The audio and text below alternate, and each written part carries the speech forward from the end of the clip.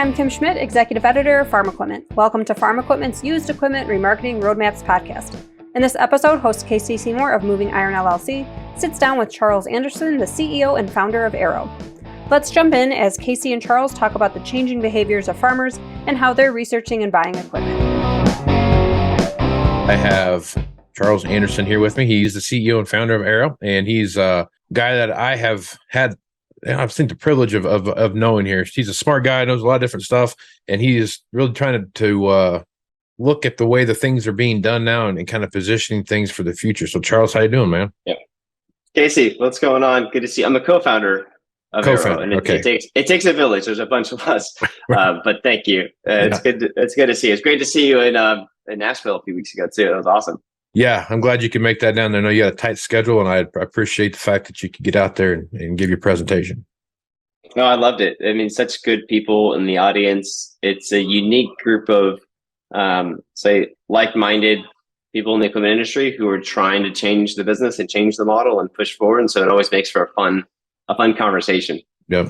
And, you know, the reason that we try to push and change so much is because of what our customers' demands are and what that looks like. And I think you can see that when I first started doing this back in 2000, I got in the actual equipment business in 2006, and I had a few other jobs that kind of led up to my stint here in the equipment business. But it was, you know, the early 2000s, and I remember going out and seeing customers and talking to them, and some of those customers really embraced the idea of the internet and thought, hey, you know, this is great. We can do so much more and be so much more connected to what we see happening.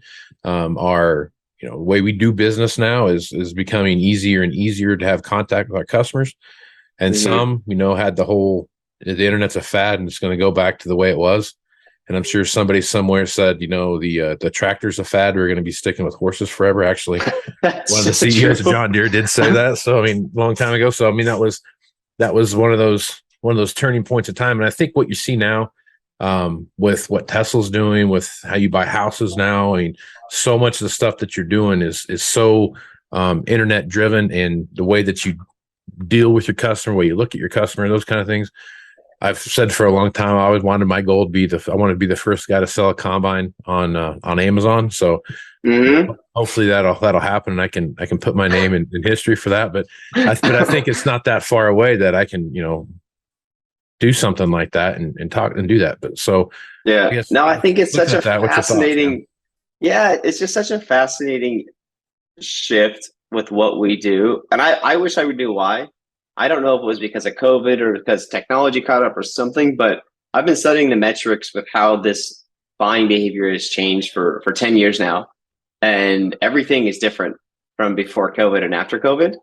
And I don't know if that's because the baby boomers are getting older and their kids are now starting to make purchase decisions, but something has really turned where people are starting their search for equipment on their phones.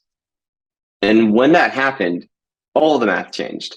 And so it's interesting. I don't even look at it as internet or not anymore. It's a given that the majority of people have some version of a smartphone today. Yeah. And so that's kind of a given. And so it's more of a, like, how are you doing your research to figure out what you're going to buy? And that's going to dictate the next step much more than internet or not. That to me is an absolute foregone conclusion. I don't know. What do you think? You know, I still run across a customer too that still have a flip phone. And they're fighting that tooth and nail, but they may have a flip phone, but somebody in their organization somewhere has the smartphone and understands how to use the internet and understands the power of what's going on around them. They're just more directing that customer around. You know, from a podcast perspective, you can look at my podcast numbers, and my podcast numbers go up between April and June, and that's planting season and early in harvest. You know, they taper a little bit and they start to pick back up during fall harvest, and you see the same peak there, and you see that same peak kind of ride all the way through till about January. Then you start seeing some people kind of fade off. But it's the same spectrum that you see the buying pattern too. I mean, it's the same thing. So it shows you that more and more people are in the cabs of these tractors that are, for all intents and purposes, fully autonomous. They just need to have someone monitor inside the tractor. And, you know, they are out making those buying decisions. You see people doing that. I mean, it's not like true. They're just in there watching movies or whatever. I mean, they're doing stuff while they're in there, listening to things, looking stuff up on the internet, all these different things they have going on around them. So you're right. I have a question for you on your flip phone customer, or customers, however many it is. Do those customers text from their flip phone? Yeah, they will. They don't like doing it, but they will. Yeah. Yeah. So, in today's market, you can, as you actually, I quoted you in my presentation at Moving Iron, you closed a multi-million-dollar deal over text message in 2021, right? Right. Yep. So that's me that maybe smartphone was the wrong way to say it. Maybe cell phone is the right way to say it, is that people are using their cell phones today to figure out what they're going to buy and how much they're going to pay. Would you agree with that, or do you see it differently? 1,000%. I mean, what you're carrying in your pocket is not just a phone. That's just such a small part of what it actually is. I mean, it's a mini computer in your pocket. I mean, you can do all the stuff on my cell phone. I have an iPhone, so everything on your iPhone I can do. For the most part, I can do on my Mac. Right? There's a few things you can't do, but I mean, for the most part, I can do an Excel spreadsheet on my phone. I can just look at stuff on the internet and all those kind of things anymore. Like, a funny thing, my wife and kids and I were sitting up in the living room last night talking about something, and we were trying to remember a fact, and I don't remember what we were talking about.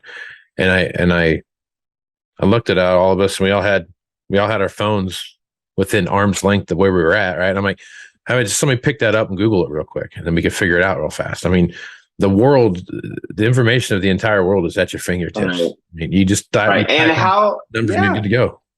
And how you consume that information is personal preference. If it's an article you're going to read, if it's a video, if it's pictures, like there's filters at the top of Google for you to consume the information with how your brain works best, which is crazy. Yeah, it's totally there. The information you need to solve whatever issue that you're looking at is literally at your fingertips. And just like you said, if you need to see videos, like YouTube, I don't watch YouTube for anything much other than trying to find, if I need to fix something, I'll Google it, and go to YouTube and how do you fix it, whatever, and kind of run through the things. And it's amazing what you can find there. How much information is there for free, as long as you can do what they're asking you to do. And just getting that information out to people. And the way it's done now is, I doing something with my son's truck the other day. I don't remember even what it was, an electrical thing. I don't even remember what it was, but there were like 40 videos on the exact same thing by 40 different people showing you how to do the exact same thing. And it was all from a different angle. So I think I watched 25 of them, and they're quick 2-minute to 5-minute videos on how to do whatever that I was doing. But just that was, you think about that, you put that into true dollars, that probably saved me $200 or $300 of diagnostic time at the garage, to get my son's truck looked at. So no question. I mean, so it's little things like that that add up so quick, and it's just there for the taking. Yeah. And the people who create the videos are very enthusiastic about what they're doing. Like, they love their equipment. They love their process. Sometimes they're paid for doing it, but most of the time they just like creating the content in exchange for a thumbs up on their video. Yep. It's crazy. Yep. So it kind of comes back to how as a dealership, how do we capitalize on that? Here's some free for something down the road that we need to capitalize on that. And I think that's something like, like the slide you have up here of Elon Musk. He's done a good job of capitalizing on, here's a little bit of free, and then here's how I'm going to make my money. And I think you're starting to see more and more of that, where people, it's almost like a partnership of sorts. I mean, I know Always Buying is always a partnership, but it's more of like a real life. I'm going to do this for you. You do this for me. And we'll meet in the middle, and we'll both be happy. And it's kind of that partnership, I guess, is the best way to put it. Yeah. And I had this slide up because I really enjoyed the conversation at this year's Moving Iron Summit, and thanks for the privilege to speak again. I had a lot of good follow-up questions on the topic of what does the future of the dealership look like? And I don't own a dealership. We're not a dealership ourselves, but we have been delivering software for dealers for 10 years now. And so I have a lot of experience thinking through not the dealership model, but from the customer's perspective, how that customer ideally would interact with the dealer. And so I thought this was a really relevant, just like very several minute conversation. I wanted to share some of the things that I've learned by studying Tesla, because I think in a lot of ways, Tesla is similar and the auto industry is similar to dealerships. In a lot of ways, it's completely different. And so I thought I would just highlight some of those quickly and to be relevant for your audience, if that's okay. Absolutely. Sounds great. Sure. So this is an Elon Musk quote. And he said this a couple of years ago. And he said this obviously after Tesla was already proven. I'll read the quote for those who don't have the screen in front of them, which is, "The problem with car dealerships is you've already decided what you want to buy before you even go there. You're really just going there to talk through some sort of annoying negotiation. You're going there to have an annoying negotiation." And if we're honest with ourselves, I don't think anybody enjoys the process of buying a car. I hate it. I would also hate it, right? Like yeah. No one has said for a long time, man, I just love buying a car. It doesn't happen. Unless you know someone. I've never heard that. I've never heard anyone say that. But so the counter argument to that is, I think we all enjoy looking for a new car, the process of searching online for a new car. Would you agree with that? Yeah. The excitement of finding the new car is great. Yes. Right. The joy, the enthusiasm, the images. And so what I think we take away from this, and this, one of the cool things about equipment versus the auto industry is that in the equipment market, there are massive manufacturers who have built things that are not going to be displaced. You're not going to displace deer. You're not going to displace cat. It's not going to happen. They have such a head start, and they have over 100 years of proving that there's a best way to do it. And so you're not going to invent an electric tractor that's going to displace what's already out there, unless you're Deere displacing your own products. But we can look at the parallels, because Elon has done a lot of things that basically helps us to see how has he solved for the buyer, because the person buying the Tesla is the same human being as the person buying the tractor. So let me click through a couple of slides here. If you haven't seen a Tesla dealership live, and I live in Los Angeles, and these are all over the middle of the country and the coasts. If you haven't seen a Tesla dealership live, I'd encourage you to go to a mall in Los Angeles, in New York, and walk through this experience. And when you walk into the Tesla experience, and I know that Deere is working on something like this as well, walking into a Tesla dealership is like casual shopping at the mall, where you're going not to order the car, but to window shop what the vehicle's like. Have you ever been to one of these Tesla dealerships? I've walked by them several times, but I've never actually been in one. It's wild. Like, then you know why? You know why I'd never been in one? Because I hate the process of buying a car. So that's my first assumption, that as soon as I walk in there, they're going to be, someone trying to hard sell me on something as soon as I walk in the door. So funny. So I've never bought a Tesla before. I have gone through the experience, and I do know that you actually, if you were to walk into a Tesla and you were to buy one, and I'll show you what the process looks like, it's all digital. You actually sign the loan docs inside the Tesla on the screen. And I'm going to skip to the end here, but you're focused on reserving your vehicle, not paying for your vehicle. So a question for you, if you can share this, awesome. If you can't, then talk in generalities. Your dealership that you work for, what percentage of your new assets do you have sitting on the yard right now? Like for sale or stuff that people have bought, or what do you mean? Just in general? Available to buy. Yeah, if I wanted to buy a brand new, call it 2022. Do you have any available 2022s right now? No. Not zero. That are 0%. Yeah. Okay. Yeah.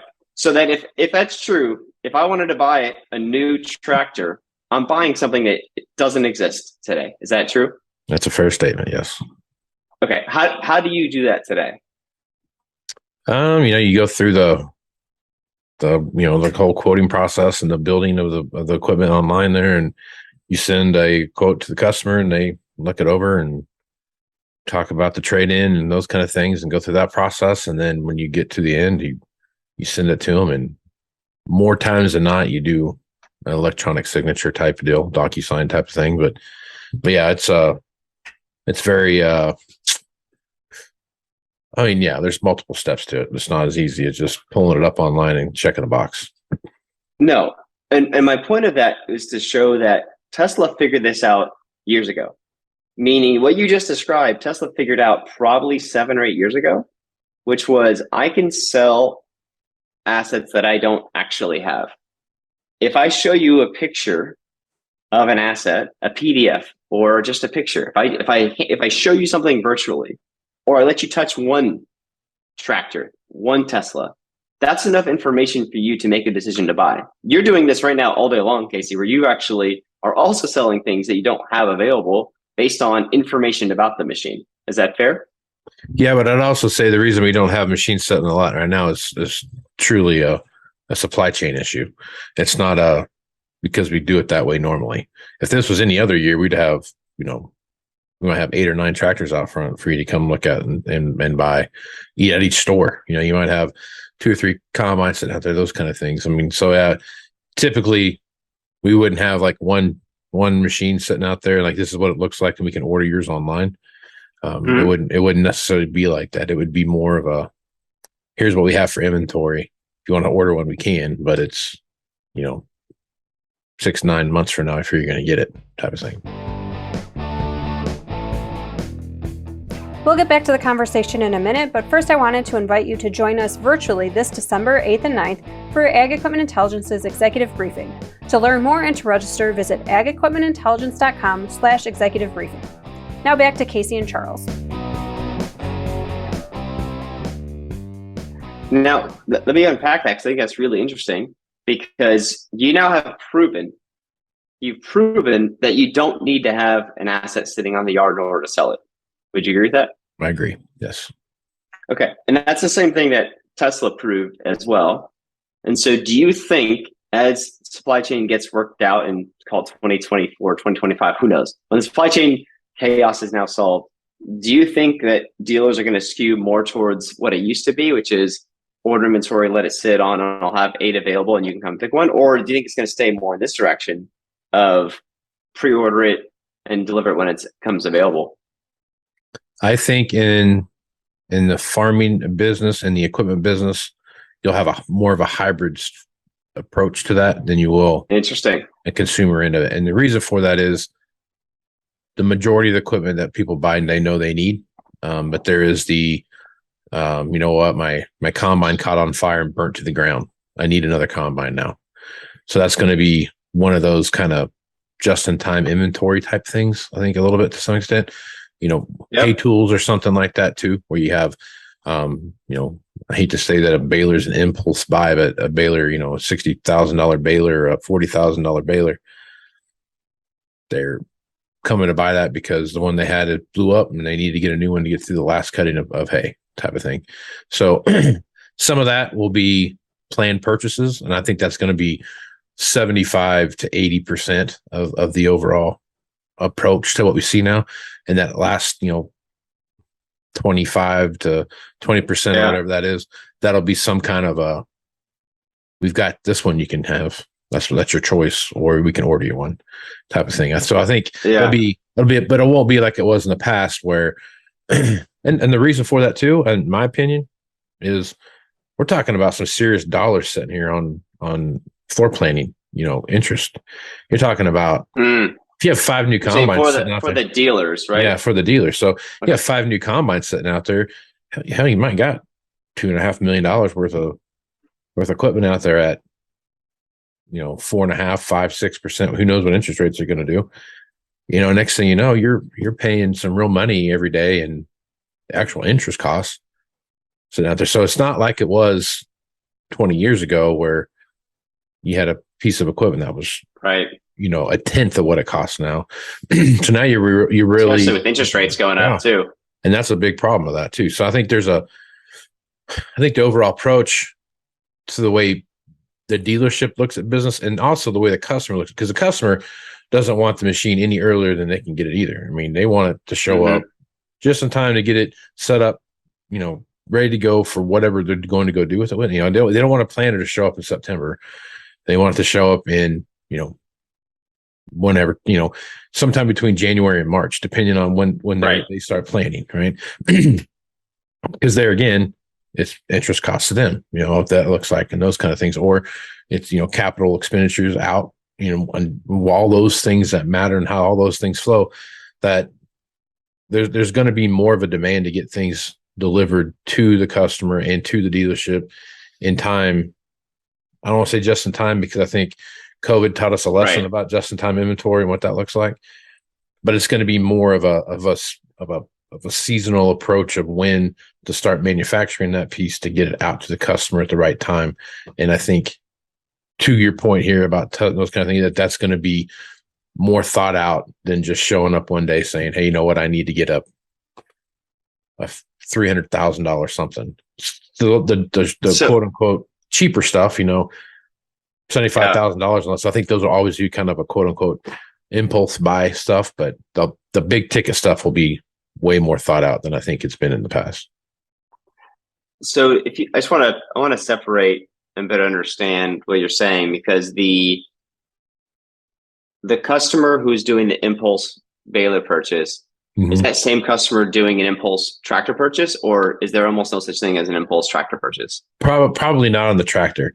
The baler impulse thing is because something happened.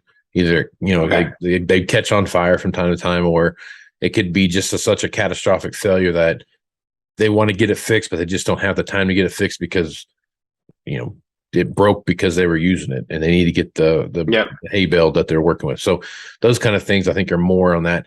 Not to say that kind of stuff doesn't happen with combines, but it's not as frequent as you would think, as it would be. Understood.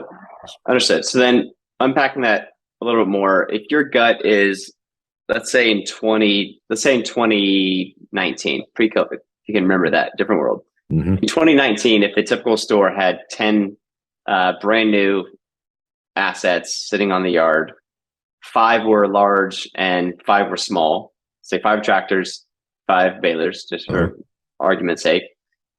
Today, if there's 10 sitting on the yard again, how many of those are going to be large purchases and how many are going to be small purchases with all the information we have, cost of interest, et cetera, et cetera?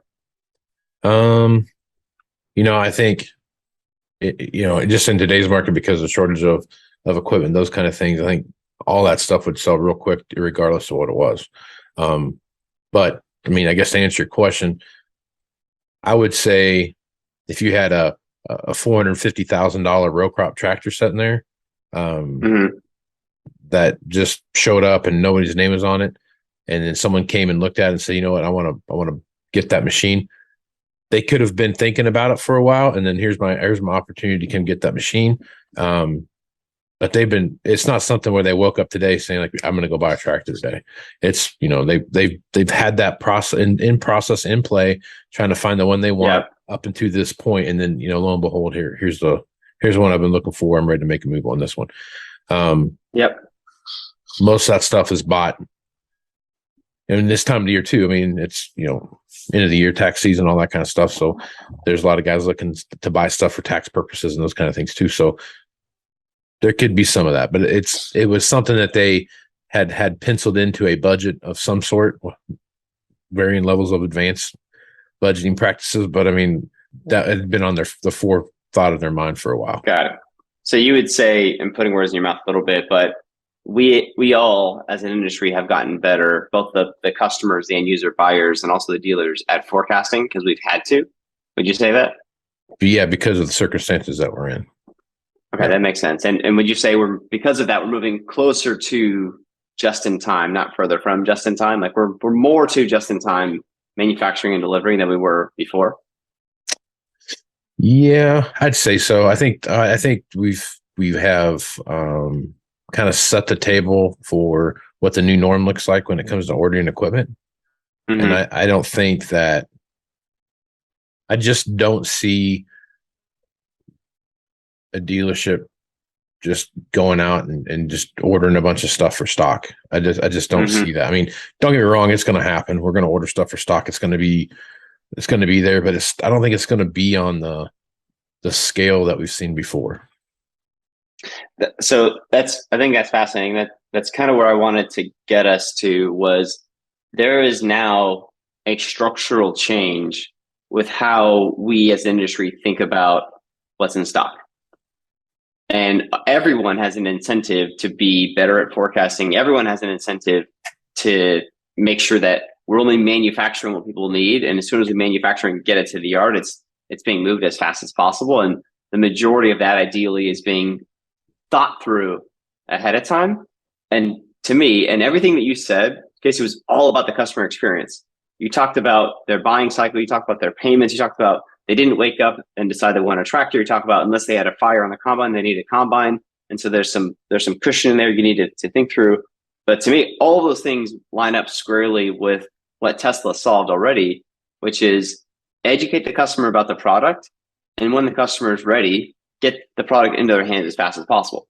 Tesla has not done this perfectly, by the way. There's so many stories of Tesla's product shortages and delays, so they're not holding them out as a gold standard. What I am pointing to is Tesla is bigger than the largest auto manufacturers in the world by a lot. Bigger than Honda, bigger than BMW, bigger than Ford, bigger than GM, bigger than Volkswagen, bigger than Toyota. But they make a lot less cars. They're more valuable than a lot of these companies combined. I mean, they're over 10 times more valuable than Ford, over 10 times more valuable than GM.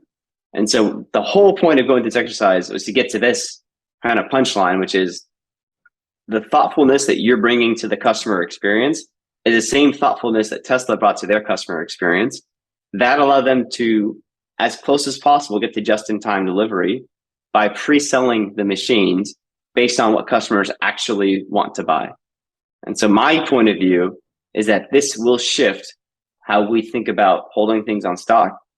And the buyers have already changed how they're researching and deciding what they're going to buy next. That's kind of my point of view. Curious if you agree or disagree with that, but that's my early conclusion on this. I think we're seeing that now. I mean, especially with the generational shift that we see happening across the entire spectrum of any industry right now. I mean, I had this conversation with my mom. She came out and visited me here this last week, and we were talking about, I don't remember what we were talking. We were talking about generational thing. I don't even know how we got on the topic, but it was one of those conversations I had where, I was sitting here, I was like, when you had the difference between your grandparents and your parents, as far as technologically advancements go in life, don't get me wrong, there were some very major things, talking from horses to cars. I mean, that was probably the biggest thing that happened there, but there's a big leap there. But if you start looking at in mechanization, those kind of things, when you look at the same leap between your parents and your generation, there wasn't like there's a huge leap in any really magnificent, change in the way you lived your life from the way your parents lived it to the way you lived it, right? Like there was no, like today, now we're talking like me and my parents' generation, there's a distinctly different, but they're living in the same situation that I'm living in now, right? So they're living in the same kind of social media of texting things and everything else. My kids are living in totally different than the way I grew up, right? When I grew up, there was no, you just went away and you ran around town all day, and then you came back, and no one was really concerned if you got hit by a car or, no one really, no one was that worried about what was going on with you. They wouldn't get an alert on their phone. Now they've got, if your kid is gone you haven't talked to him for 30 minutes, there must be something wrong. I mean, there's, oh my God, so it's that constant connection that we see happening now. I mean, it's all there. And the difference in technology that my kids are going to grow up with versus what I grew up with it's going to surpass my ability to be involved in it at some point, right? There's going to be some point where I'm like, whatever. Okay. I'm not getting a hologram phone now. I'm not doing all that. Whereas, my kids are going to be like, this is the way of life, that you got to have this to function, and I hear my parents say all the time, like, you don't need to have a phone to get around. Like, well, when kids are communicating with their friends anymore, they're not doing the same way of communication that I did when we weren't going out and driving around town on Friday night. We did that kind of stuff they're not doing that now. They do it to some extent, but it's not really the same functionality. So I think this generation that we have they want something totally different than probably what they even know, because of the way technology is speeding up and how it functionally wraps around in your life. I think that's a totally different concept for my generation, the generation that I'm in, and especially my kids' generation. I mean, it's going to be such a dynamic change in the way technology, the way you buy things, the way you communicate, the way you do anything. I mean, if you live in the right city, you don't even have to go to the grocery store anymore. They just deliver it to you. I mean, it's just, you order online and it shows up. And the information that you have now is completely different. It's night and day. Like we know, how long it takes to manufacture fill in the blank, how long it takes if you order an apple online, how long it takes for that apple to be delivered to your house. Yeah. People used to go to the grocery store and you'd see them in a few hours. You didn't know where they were. You couldn't find my iPhone to track them. It's just, there's so much information that is now captured and organized and digested in simple ways for us to figure out when we need what we need, when we want what we want. I don't know. It's a fascinating shift. That's a good analogy with your mom. So does she have an iPhone? Yeah, she got like a Samsung, whatever that is. But I mean, but it's the same thing. I mean, she does everything on that phone. I mean, it's just the way it is. I mean, it's just, there's no turn it back. But I think it was, I remember what it was. We were talking about the next generation of the place where she works were coming in and they're wanting to put everything on Excel and, make it all automated and this, that, and the other thing. The people that work there were like, why would we do that? It works fine the way we got things rolling now. And I go, well, I hear you, but there is an easier way to do it, And so it was a good conversation. It's because we as customers are unwilling to have a bad experience. We're unwilling to let my smartphone take 30 seconds to load. It needs to happen right away. I'm unwilling to let that happen. And so I'll be fascinated to watch over the next 10 years how that unwillingness will show up with how fast we expect our people to respond to us. How fast I expect my quote to come in. I expect digital signatures now. I'm not willing to do physical signatures unless that's a special request. That's unique. 10 years ago, everybody wanted physical signatures. They thought it was fraud if it was digital. Right. Yep. It's amazing how it's changed. And, I think there's technology. I guess you can fight it all you want and you can, scoff at it at every turn. But at the end of the day, Charles, you and I both know this, that when like biometrics on my cell phone, it can look at your face and unlocks it. To me, that was the dumbest thing on the planet, because now somebody somewhere has got my biometric measurements and oh my God, they're going to go do it. And I started thinking about, like, first off, I don't know what are you going to gain by understanding what my biometrics of my face looks like? But I mean, it's just one of those things where I didn't want to do that for the longest time because I didn't really trust where it was doing. Now my kids, on the other hand, that right away. Like, why wouldn't you not do this? They don't care. It's just because it's it's there. So you might as well take advantage of it. And I'm like, oh, there's repercussions to all this stuff. You kind of have to understand what it is you're doing. But I think that's the difference in growing into technology and growing up with technology. I think those are two different things that you're looking at there. I mean, there's when you've only been immersed in that the whole time, your entire life, your ability to adapt and change the technology is nowhere near as hard as if you go from having a flip phone to. I used to think texting was the dumbest thing on the planet. Why would I text you when I can call you? That is so stupid. And now I had that same thought. Now like why would I call you when I could text you? We have data, and we'll get into this of our next few conversations on how we have tools to help dealers move more online and sell more digitally. But we have data that shows that someone is 40% more likely to respond to a text than a call. Yeah, I believe that 100%, because I'm guilty of it too. People have called me and I just text them back. Hey, I'm in the middle of something right now, but what's up? Can't talk to you right now, but text me. Yeah. Yes. Give me the point. Scary. Bottom line is for me. Yeah. Bottom line is for me. That's part of that other side of the technology thing too, is that because you remember what dial-up was like. You know, I got internet. My girlfriend had just got internet at her house, and I was over there doing a report or something like that. And I remember the page took like 2.5 minutes to load. And I thought that was the coolest thing ever because I couldn't have found that information in 2.5 minutes in a book. You know, it would load like 1 inch at a time, slowly from top to bottom, and you could see a little bit more and a little bit more. Yeah. And now if that happens today, you're calling your internet provider going, what's the problem? Oh, what are you guys doing to address this? Yeah, just so far. Demanding a refund? Yeah. Like the same, but the same thing is happening with our experience of how we buy things. Yep. That's exactly right. Your customers are not willing to wait for 1 minute to 2 minutes for your quote to load. They're not going to wait. They're going to find another option. Yep. And we're seeing that. We've seen that on so many different, surveys and stuff that we've put out there about, took your sales guy, 4 days to get back to me with a quote. Well, yeah, that same guy that took 4 days, when he was dealing with dad, that was perfectly fine. You know what I mean? It's just now he's not dealing with that.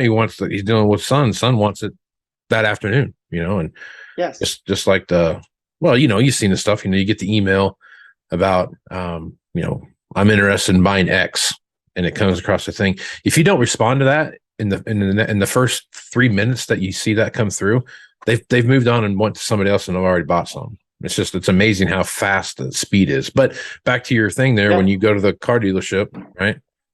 You're already 85% sure what you want, maybe even more than that.